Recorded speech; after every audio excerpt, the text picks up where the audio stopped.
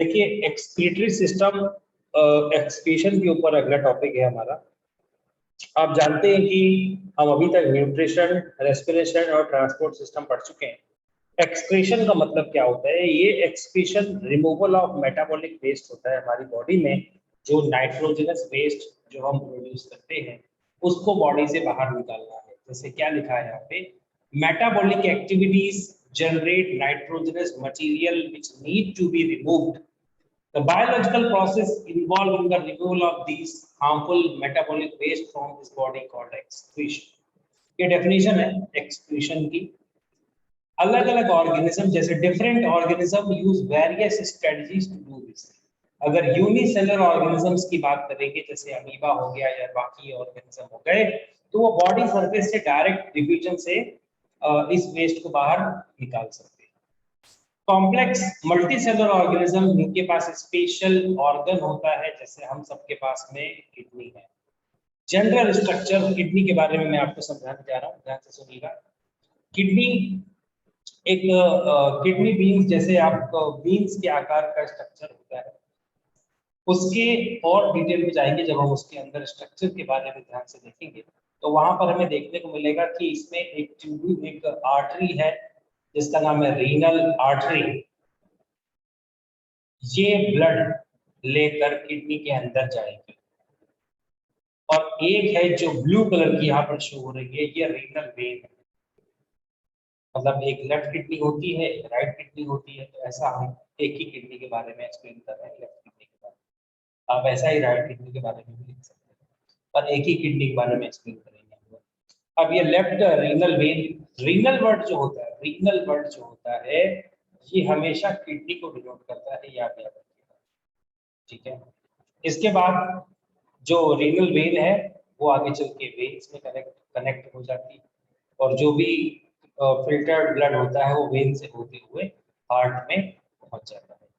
जैसे filtration system आप जानते हैं, जैसे चाय को हम टी को फिल्टर करते हैं, चाय को जब हम छन्नी में डालेंगे तो वेस्ट सब्सटेंस उस, जैसे हम क्या करेंगे छन्नी में, क्या करेंगे यूजफुल और वेस्ट दोनों की दोनों चीजें उसी में डाल देंगे।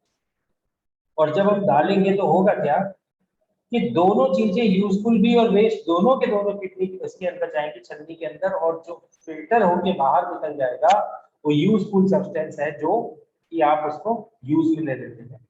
और जो ट्रैप हो जाएगा उसमें वो है वेस्ट, उसको आप फेंक देंगे बाहर। उसी तरीके से रीनल आर्टरी से जो ब्लड जाता है किडनी के अंदर, उसमें यूजफुल और वेस्ट दोनों समान होते हैं। किडनी के अंदर ये जाएगा, नेफ्रॉन होते हैं किडनी के अंदर जो उसको फिल्ट्रेशन में हेल्प करते हैं, और वेस्ट सब्सटेंस को अपने अंदर यहीं पर ट्रैप करा लेंगे, यहीं पर रोक लेंगे। यहाँ वेस्ट रुक गया, और जो यूजफुल सब्सटेंस है उसे वापस रीनल वेन में डाल दिया जाएगा, और वो हार्ट में, मतलब वापस अपने ब्लड सर्कुलेटरी सिस्टम में, ये ब्लड जो है हमारा फिल्टर हो गया। अच्छा, अब आपको मैं एक और बात बताता हूँ, एक एक्स्ट्रा टॉपिक है। हमारी बॉडी में जो वहां पर लिखा था नाइट्रोजनस वेस्ट होता है, उसका नाम होता है, बेटा याद रखिएगा, अमोनिया। हम अमोनिया प्रोड्यूस करते हैं। सबसे पहले हमारी अमोनिया जो है प्रोड्यूस करता है, कहाँ पे होती है अमोनिया, याद रखिएगा, ये होती है सेल में प्रोड्यूस होती है। मेटाबॉलिक एक्टिविटी का रिजल्ट है ये, और ये अमोनिया को बाहर निकाल देगा। अब अमोनिया जो है भेज दी जाएगी लीवर के अंदर, सेल से निकाल के ब्लड के द्वारा कहाँ भेज दी जाएगी, लीवर में भेज दी जाएगी बाय द ब्लड। वहां पर लीवर उस अमोनिया को कन्वर्ट करा देगा यूरिया में, या पॉइंट को यूरिया में। अमोनिया से यूरिया कन्वर्ट हो रही है लीवर के अंदर, सेल ने बनाई अमोनिया और लीवर ने बनाई यूरिया। अब ये यूरिया हमारे ब्लड में फिर से आ जाएगी, और ये यूरिया जो है पहुंचेगी अब हमारे किडनी के अंदर, किडनी के अंदर। किडनी इसमें क्या करेगा, केवल एक ही चीज प्लस कर देगा, इसमें एक चीज डाल देगा, वो क्या डालेगा, वो वाटर मिक्स कर देगा। तो यूरिया प्लस वाटर जो है वो जो बनेगा उसे हम कहेंगे urine. So what is urine? Urine is a mixture of urea and water. So अगर आपसे कोई क्वेश्चन पूछता है ओलंपियाड में या कोई अच्छे क्वेश्चंस में आता है, अगर कहीं पर भी आ जाए कि यूरिया कहाँ से आती है, तो आप बताएंगे यूरिया लीवर बनाता है। यूरिया किसने बनाई? आप कहेंगे अमोनिया ने बनाई। अमोनिया कहाँ से आती है? कहेंगे सेल ने बनाई। और अगर कोई ये भी पूछ दे कि अमोनिया कहाँ से आ गई सेल के पास में, तो आप एक और बात बोल सकते हैं। अगर आप उसके भी बारे में आप जानना चाहते हैं कि अमोनिया कहाँ से आई, वो भी सुन लीजिए। जब प्रोटीन मॉलिक्यूल ब्रेक होता है, जब प्रोटीन मॉलिक्यूल ब्रेक होता है और प्रोटीन ब्रेक होने के बाद में हमारी सेल में प्रोटीन ब्रेक होके बनता है अमीनो एसिड।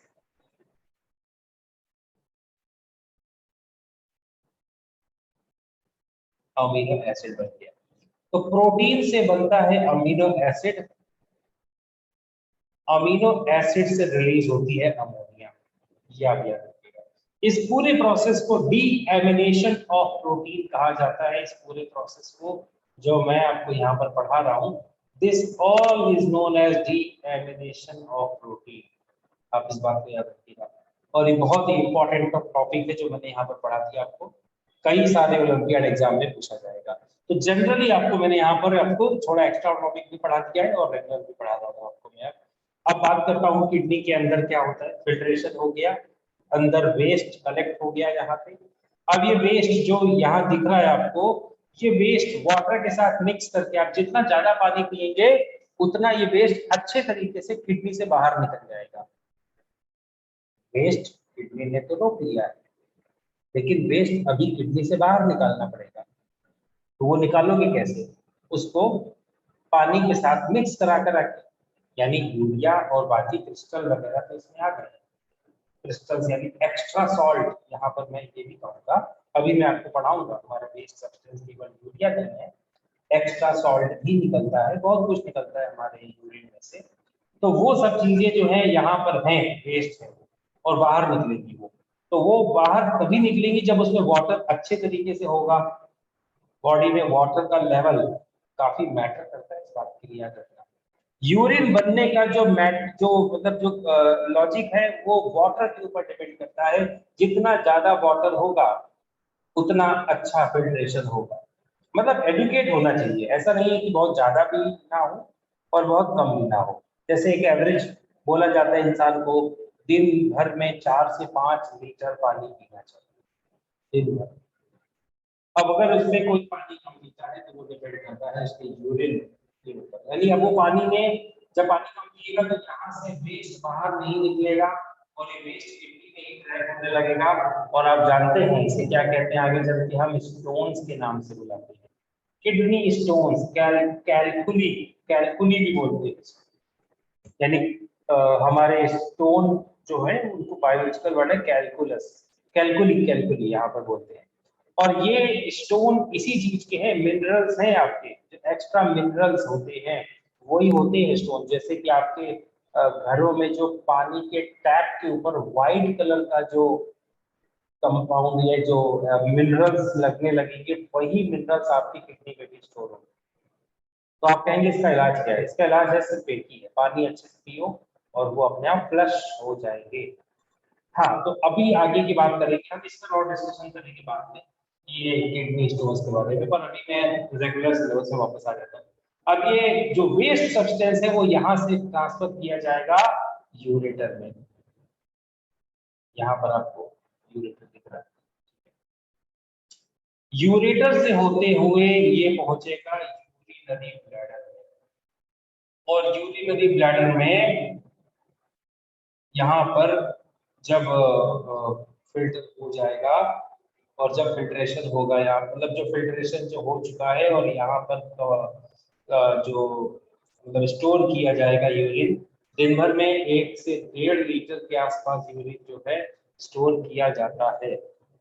और उसके बाद यहाँ से ये यूरेथ्रा के द्वारा होते हुए बाहर निकल जाएगा, यहाँ से यूरेथ्रा से होते हुए बाहर निकल जाएगा। तो ये तो था, मैंने जो आपको जनरल किडनी के बारे में टॉपिक पढ़ाया, जनरल किडनी के बारे में जो मैंने आपको समझा दिया, ये सब जनरली ओवरऑल है। अभी मैं आपको और उसके अंदर चलता हूँ और अंदर के बारे में और समझाता हूँ। तो अब आगे की बात करेंगे कि urine, how urine is produced, urine कैसे बनता है उसके बारे में बात करेंगे। यूरिन जैसे कि अभी मैंने आपको बताया कि यूरिया और उसमें वाटर ऐड करेंगे। अब यहाँ पर क्या बता रहे हैं, जैसे कि CO2 लंग्स में रिमूव होता है, उसी तरीके से nitrogenous waste such as urea, uric acid are removed from the blood in the kidney. अब ये कैसे होता है काम, वो हम ध्यान से समझेंगे, पर उसके पहले हमको ये समझना पड़ेगा, इस नेफ्रॉन का डायग्राम समझना पड़ेगा। ये एक नेफ्रॉन का डायग्राम यहाँ पर दिखाया जा रहा है कि नेफ्रॉन में क्या क्या होता है। देखिए यहाँ पर रीनल आर्टरी, आपको जो मैंने अभी पहले समझाया था कि ऐसी आर्टरी जो किडनी के अंदर जाएगी उसका नाम होगा रीनल आर्टरी। जब वो अंदर जाएगी तो वो ऐसे क्लस्टर में हो जाएगी, क्लस्टर में ये कुछ ऐसा क्लस्टर बनाएगी। इस क्लस्टर का नाम दिया जा रहा है यहाँ पे ग्लोमेरुलस। पहले डायग्राम पर ध्यान दीजिएगा। लगभग 1.5 लाख नेफ्रॉन होते हैं एक किडनी के अंदर, याद रखिएगा इस बात को। ये glomerulus is a cluster of, यहाँ पर लिखा होगा, मैं पढ़ाऊंगा आपको, कैपिलरी क्लस्टर। यहाँ पे देखो, ये लेफ्ट साइड में मैं अंडरलाइन कर रहा हूँ, कैपिलरी क्लस्टर को ग्लोमेरुलस कहते हैं, कैपिलरी क्लस्टर।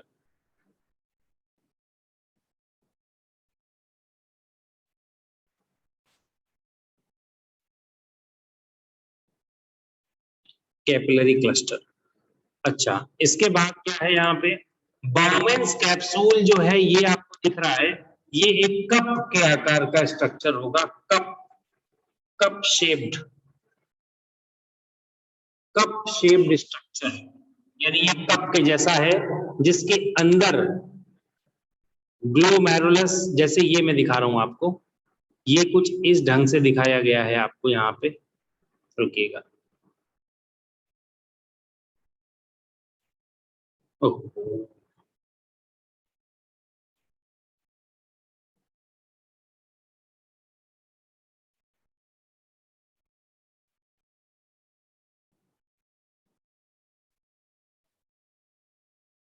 तो देखिए यहाँ पर जो मैं आपको कप शेप स्ट्रक्चर दिखा रहा हूँ, जिसको कहेंगे ग्लोमेरुलस, सॉरी ये बाउमेन्स कैप्सूल, ये जो रेड वाला स्ट्रक्चर है, और जो ब्लू वाला स्ट्रक्चर है इसको ग्लोमेरुलस कहेंगे।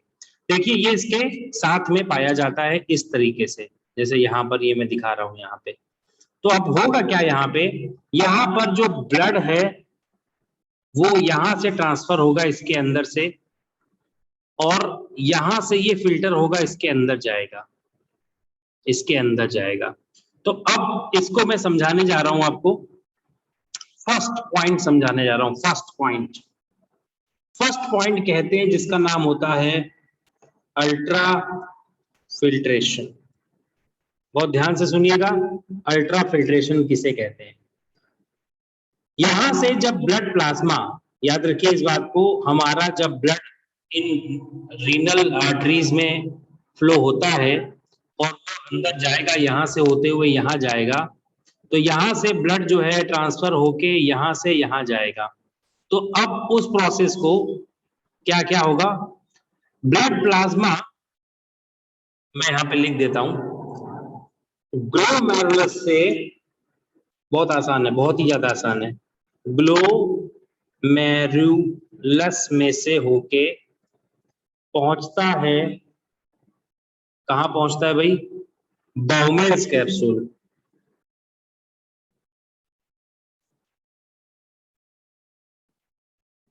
बाउमेन्स कैप्सूल,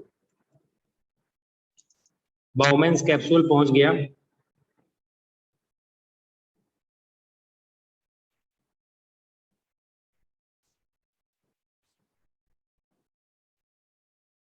क्या गया है भाई, यहां से ब्लड प्लाज्मा गया है, यहां से ब्लड प्लाज्मा ट्रांसफर होके ग्लोमेरुलस से बाउमेन्स कैप्सूल के अंदर गया। मैं पूरी डिटेल यहाँ पे लिख दूंगा, बहुत आराम से लिख रहा हूँ, जल्दबाजी की कोई बात नहीं है। ब्लड प्लाज्मा,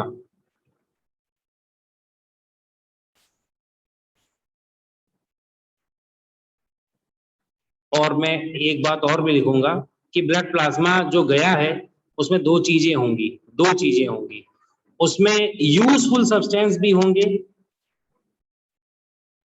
और वेस्ट भी होगा, दोनों होगा।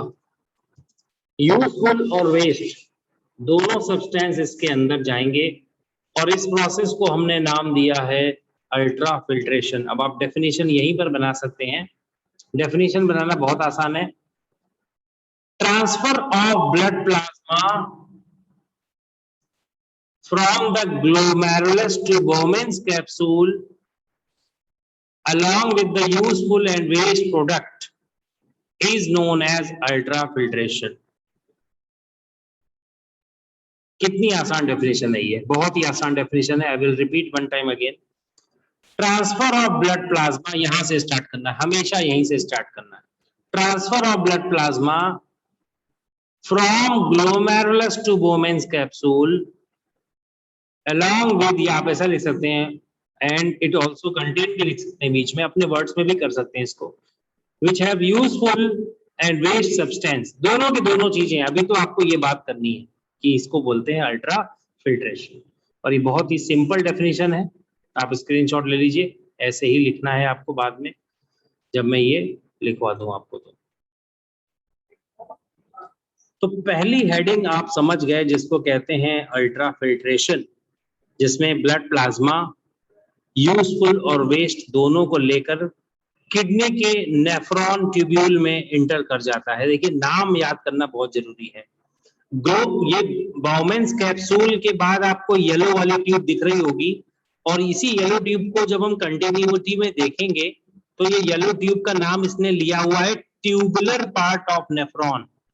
ट्यूबुलर पार्ट ऑफ नेफ्रॉन इसने नाम आगे की तरफ को लिया हुआ है। तो अभी मैंने आपको बताया अल्ट्रा फिल्ट्रेशन के बारे में। अब वापस मैं बता रहा हूं कि यहाँ पर जब कंटिन्यूटी में आप देखेंगे बाउमेंस कैप्सूल को, इसको आगे देखेंगे तो ये आपको दिखाई देगा नेफ्रॉन ट्यूब्यूल। आप इतना भी बोल सकते हैं नेफ्रॉन ट्यूब्यूल, या ट्यूबुलर नेफ्रॉन भी कह सकते हैं या नेफ्रॉन ट्यूब्यूल कहते हैं। अब आप इसके चारों तरफ देख रहे हैं कैपिलरीज ने इसको कवर कर रखा है। इसी नेफ्रॉन ट्यूब्यूल को देखो सब जगह पे, यहाँ पे दिख रहा होगा रेड और ब्लू, जो ये दिख रहा है ये पूरे नेटवर्क में इसको कवर किया जा रहा है, पूरे पूरे नेटवर्क में यहाँ पे कवर किया जा रहा है। तो अब यहाँ पर होगा क्या, जैसे कि एक यूजफुल और वेस्ट होते हुए यहाँ से इसके अंदर आ जाएंगे ट्यूबुलर पार्ट में, और आप देखोगे, आप ये ध्यान दो, येलो वाली जो ये ट्यूब है ये ऐसे ऐसे सीधे सीधे जाके यहाँ से घूमते घूमते घूमते घूमते कलेक्टिंग डक्ट में जाके मिल जाएगी। ये दिख रहा है कलेक्टिंग डक्ट आपको, और ये कलेक्टिंग डक्ट ओपन होती है जाके किडनी के यूरेटर में। ये बात याद रखना, किडनी के यूरेटर में जो है इंटर हो जाती है जाके। मैं आपको वो भी दिखाता हूँ कहाँ पर किडनी का यूरेटर जाके कनेक्ट होता है। तो यहाँ पर जो आपको मैंने दिखाया मेडुलरी पिरामिड में, यहाँ पर नेफ्रॉन जो लोकेटेड हैं, और ये नेफ्रॉन जो है ये कनेक्टिंग, ऐसे कनेक्टिंग डक्ट के द्वारा होते हुए रीनल पेल्विस, इस जगह को रीनल पेल्विस बोलते हैं, और ये यहाँ पर आके ये इससे यूरेटर से कनेक्ट हो जाएंगे आके। तो ये तो था आपका जनरल पार्ट जो मैंने आपको समझाया। अच्छा, कभी कभी ओलंपियाड एग्जाम में एक बात और पूछ सकते हैं, किडनी के दो फेस होते हैं। आप अगर इस साइड से देखेंगे तो आपको कॉन्वेक्स दिखाई देगी, ऐसे देखेंगे तो आपको ये कॉनकेव कॉनकेव दिखाई देगी, ऐसे साइड से आप कॉन्वेक्स दिखाई देगी। तो इस साइड को हम लोग बोलते हैं कॉनकेव साइड, या मैं इसको क्या कह सकता हूँ, कॉनकेव साइड ही बोलूंगा, और इस साइड को कॉन्वेक्स साइड बोलते हैं। या माइनर माइनर कैलेक्स भी बोल सकते हैं इसको, माइनर कैलेक्स और मेजर कैलेक्स, ये हो जाएगा यहाँ पे। तो बहुत ही आसान है, कभी कभी ओलंपियाड में पूछ सकते हैं कि किस साइड से ये अंदर की तरफ ऐसे होती है, ट्विस्टेड होती है, ऐसे यहाँ पे होती है, ये याद रखिएगा इस बात को। तो ये कलेक्टिंग डक्ट से होते हुए इसको कनेक्ट करती है, तो अब मैं यहाँ पे आपको बताऊंगा कि जो चीजें चली गई हैं अंदर, मान लीजिए एक नदी है, एक ऐसी नदी जा रही है और किसी इंसान का एक सामान उसमें गिर गया, कोई सामान गिर गया नदी में, उसमें उसके यूजफुल सामान भी गिर गए हैं नदी के अंदर और वेस्ट सामान भी गिर गया। तो इंसान क्या करेगा, थोड़ी दूर तक जाएगा, आगे आगे आगे, और उसमें से क्या सामान को वापस निकाल लेगा, वो यूजफुल सामान वापस लेने की कोशिश करेगा कि मेरा जो यूजफुल सामान है वो मुझे वापस मिल जाए और वेस्ट वाला उसमें ही पड़ा रहे और आगे निकल जाए। तो उसी प्रिंसिपल पे ये किडनी भी काम करती है। इसमें से यूजफुल सब्सटेंस को वापस ले लिया जाता है। कहाँ से कहाँ वापस लेंगे, सेकेंड हेडिंग ध्यान से देखिएगा, उसको कहते हैं सेकेंड हेडिंग। तो मैं सेकेंड हेडिंग पढ़ाने जा रहा हूँ आपको, उसे बोलते हैं सिलेक्टिव, नाम में ही उसका मतलब है रीएब्सॉर्ब, सिलेक्टिव रीएब्सॉर्प्शन। नाम में ही समझ में आ रहा है आपको कि कुछ चीजों को सिलेक्टिवली वापस ले लिया जाएगा। कहां से कहां पे लेंगे वो भी मैं लिख देता हूं। हम निकालेंगे ट्यूबुलर नेफ्रॉन से निकालेंगे चीजों को। ट्यूबुलर नेफ्रॉन में जो चीजें पड़ी हुई हैं, ट्यूबुलर नेफ्रॉन के भी दो पार्ट होते हैं जहां से स्पेशली ये चीजें निकाली जाती हैं। एक्स्ट्रा पढ़ा रहा हूं मैं आपको थोड़ा। उसको बोलते हैं PCT and DCT, proximal convoluted tubule और डिस्टल कॉन्वोल्यूटेड ट्यूब्यूल। वैसे ही आपके सिलेबस में नहीं है, आप केवल ऊपर वाले पार्ट का नाम याद रखना। ट्यूबुलर नेफ्रॉन, वहां से चीजों को वापस निकाल लिया जाएगा। ट्यूबुलर नेफ्रॉन से वापस निकाल के हम किस में डाल देंगे, नेफ्रॉन कैपिलरीज में, या ये कैपिलरीज यहाँ दिख रही ना, इनको कैपिलरीज बोलेंगे, कैपिलरीज, कैपिलरीज में डाल देंगे। यूजफुल सामान केवल डालेंगे, ये बात याद रखना। तो taking back the useful things, मैं आपको डेफिनेशन बता रहा हूं यहाँ पे, taking back the useful thing from nephron tubule to capillaries is known as selective reabsorption. अब ये एनसीईआरटी में कहाँ लिखा हुआ है वो मैं आपको दिखाता हूँ, देखना, ध्यान से देखना आप, एनसीईआरटी में कहाँ लिखा हुआ है। Each kidney has a large number of these filtration unit called nephron packed closely together, ये तो हो गया। Some substance in the initial filtrate, मतलब जो शुरुआत में अंदर चला गया था उसको initial filtrate कहा जा रहा है। Some substance in the initial filtrate, जैसे कि कौन कौन से, कुछ substance कौन कौन से, such as glucose, amino acids, salts and major amount of water are selectively reabsorbed as urine flow along the tube। जैसे जैसे यूरिन आगे बढ़ेगा उसमें से उसको वापस निकालते जाएंगे। और selective reabsorb as the urine flow along tube। अब ये बात तो इतनी ही है यहाँ पे, सम सब्सटेंस इनिशियल फिल्ट्रेट, यहाँ से लेके यहाँ तक। इस पॉइंट को मैं अल्ट्रा सेलेक्टिव रीअब्सॉर्प्शन कह रहा हूँ, आप लोग अंडरलाइन कर लेना अपने अपने एनसीईआरटी में। तो ये हो गया, दोनों हेडिंग खत्म। इस पर डिस्कशन हम बाद में फिर से करेंगे।